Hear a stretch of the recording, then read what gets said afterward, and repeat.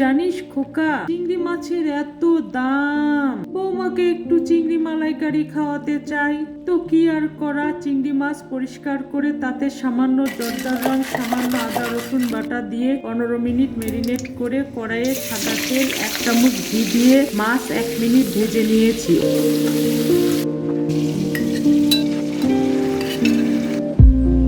তেলে দারচিনি, লং, সাদা এলাচ, পেঁয়াজ কুচি ভেজে পেঁয়াজ বাটা 1 টেবিল চামচ করে, বাদাম বাটা, নারকেল বাটা, আদা রসুন বাটা, লবণ, শুকনা মরিচের গুঁড়া দিয়ে ভালোভাবে কষিয়ে পানি, ঘন নারকেলের দুধ, ঘন গরুর দুধ ও চিংড়ি মাছ দিয়ে 7-8 মিনিট রান্না করে গ্রেভি ঘন হলে কাঁচামরিচ, 1 চামচ ঘি, সামান্য গরম মশলা দিয়ে চুলা বন্ধ করে দিয়েছি। জানো বৌমা, চিংড়ি মাছ বেশি ভাজলে রাবারের মতো হয়ে যায়। খোকা, রান্না হয়ে গেছে, তুমি আর বৌমা গরম গরম খেয়ে নাও।